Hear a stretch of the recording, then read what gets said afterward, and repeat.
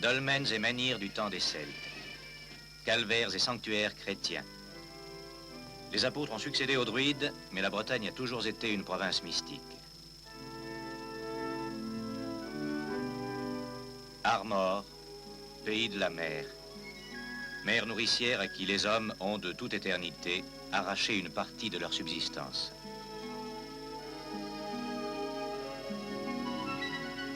Mer grandiose, parfois cruelle, mais toujours attirante, auprès de qui les citadins surmenés viennent retrouver force et santé. Arcoat, pays de la terre, lande mystérieuse, fief des corridans et des farfadets, mais aussi alluvions fertiles produisant en quantité toutes les primaires. Domaines morcelés, mais aussi vastes exploitations agricoles, fournissant d'abondantes récoltes de céréales et notamment de blé.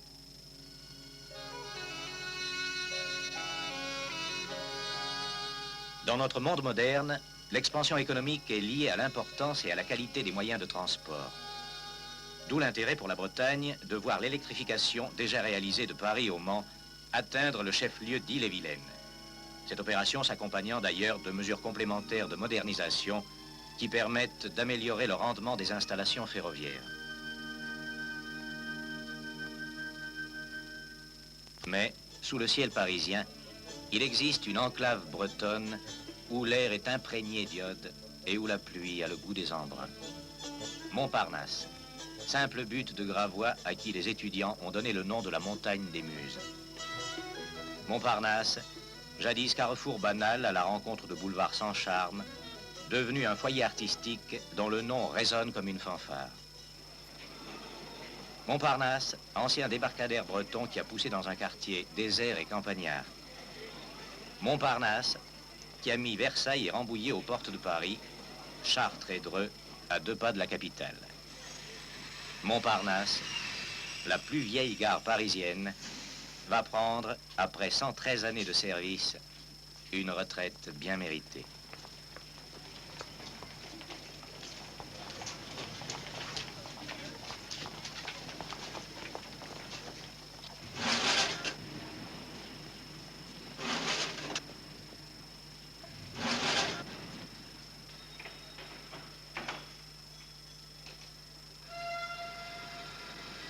« 26 septembre 1965.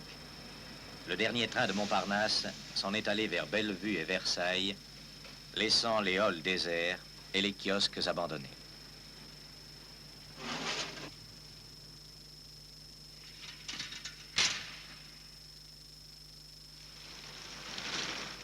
Bientôt les murs vont tomber. Déjà l'ancienne gare Montparnasse n'est plus.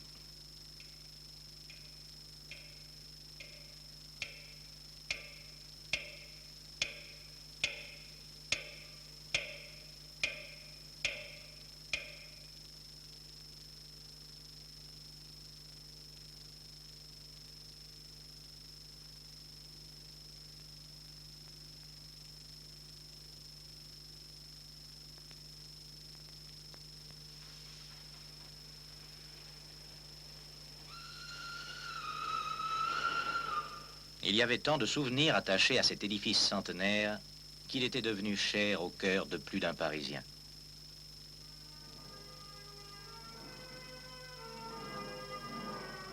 C'est là, dans le PC de Leclerc, que le 25 août 1944, von Choltitz a signé sa reddition. Pour reconstituer l'histoire du quartier, il n'est pas nécessaire de consulter les chroniques. Si la rotonde a disparu, ou à peu près, les 2 autres piliers du Montparnasse de la grande époque, le dôme et la coupole, existent toujours. Les vieux Montparnassiens ont conservé le souvenir de Picasso et Modigliani et de tous les personnages pittoresques ou célèbres qui ont laissé leur empreinte en ces lieux. Au temps des années folles de l'entre-deux-guerres, c'était le centre de l'activité intellectuelle et créatrice, fréquenté par tous ceux qui avaient un nom ou aspiraient à s'en faire un dans le domaine de la littérature ou des beaux-arts. Quelques-uns des témoins des belles heures de Montparnasse sont encore là, notamment Fujita, le don Juan aux yeux bridés, et Chagall, décorateur du plafond de l'opéra.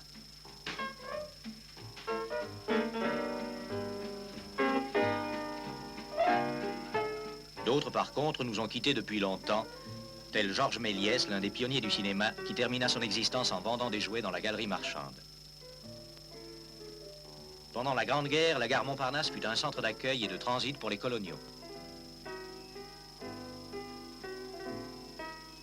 Au cours de la période antérieure, elle connut aussi quelques péripéties. Le 22 octobre 1895, l'express de Granville, lancé à 60 km à l'heure, ne put s'arrêter en gare, défonça le butoir et vint tomber sur la place de Rennes. Construite par l'architecte Lenoir, la gare qui va disparaître avait remplacé en 1852 l'embarcadère de Versailles, installé quelques années plus tôt à l'endroit même où s'élèvera bientôt la façade principale de la nouvelle gare. Depuis le 26 septembre 1965, tous les services voyageurs et bagages sont concentrés provisoirement dans la partie ouest du futur bâtiment.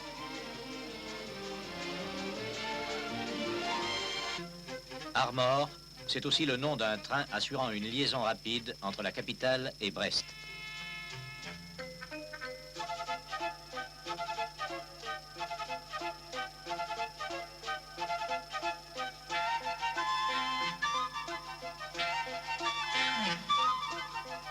Les locomotives de l'artère Paris-Rennes utilisent aussi bien le courant 1500 volts continu que le 25 000 volts alternatif.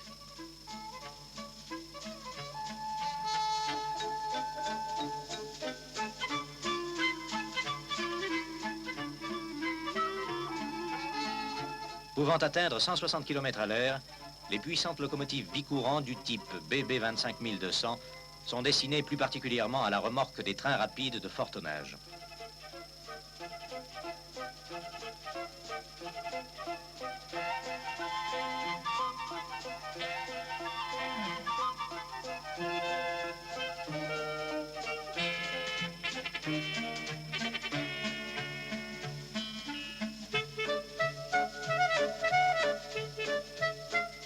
L'Armor, composé de voitures en acier inoxydable de première et deuxième classe, permet de gagner 1 heure sur le parcours Paris-Rennes.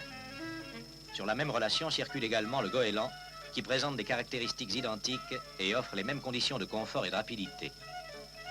L'artère maîtresse de la Bretagne bénéficie donc en matière de transport de voyageurs d'une desserte aussi prestigieuse que celle assurée par le Sud Express, le Mistral ou le Brabant.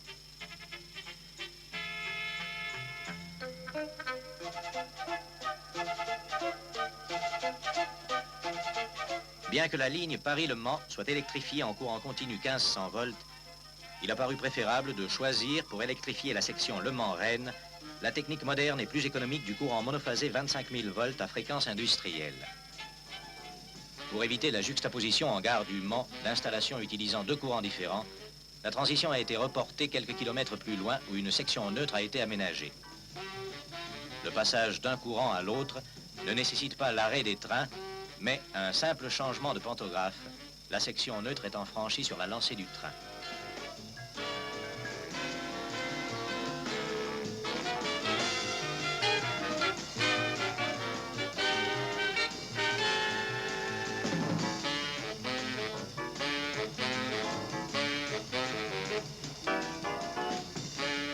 Le relèvement de la vitesse, portée de 120 à 140 km à l'heure, a permis d'accélérer la plupart des trains de voyageurs qui, entre Paris et Rennes, réalisent désormais des moyennes commerciales comparables à celles des trains reliant la capitale à Lille, Nancy ou Lyon.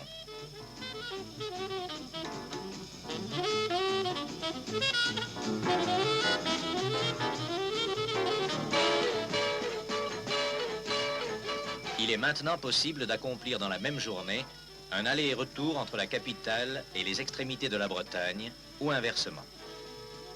En effet, l'Armor relie Paris à Brest en matinée et effectue le parcours inverse en fin de soirée, tandis que le Goéland circule le matin de Brest à Paris et le soir dans l'autre sens.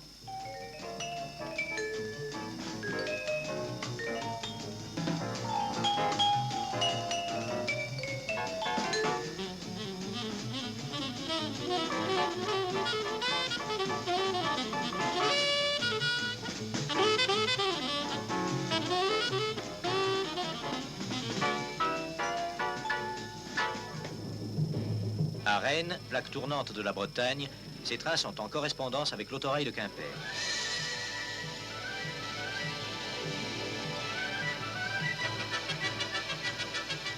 la réorganisation du service des trains de voyageurs a également été rendue possible par l'amélioration des moyens de traction sur les antennes non électrifiées, et notamment de Rennes à Brest, où de puissants diesels assurent le relais des locomotives électriques.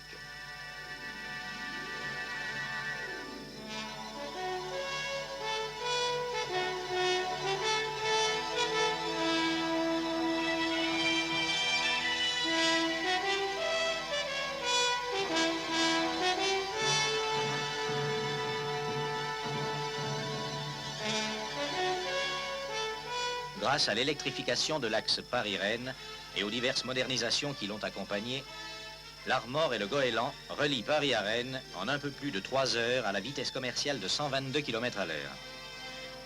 Ils effectuent le trajet Paris-Brest en un peu moins de 6 heures, soit à 104 km à l'heure de moyenne. L'autorail, qui assure le prolongement de ce service de Rennes à Quimper, met également le chef-lieu du Finistère à 6 heures de la capitale. Ainsi modernisés et disposant d'un potentiel accru, les axes ferroviaires vitaux de la Bretagne sont en mesure de participer pleinement à son développement économique. Rennes, ancienne capitale du duché, promue au rang de grand centre industriel moderne et de métropole régionale de l'Ouest. Brest, important port militaire entièrement rénové, témoigne de cet essor qui a donné naissance à des réalisations aussi spectaculaires que la station de Pleumeur-Baudou, relais de télécommunications intercontinentales, ou l'usine marémotrice de la Rance.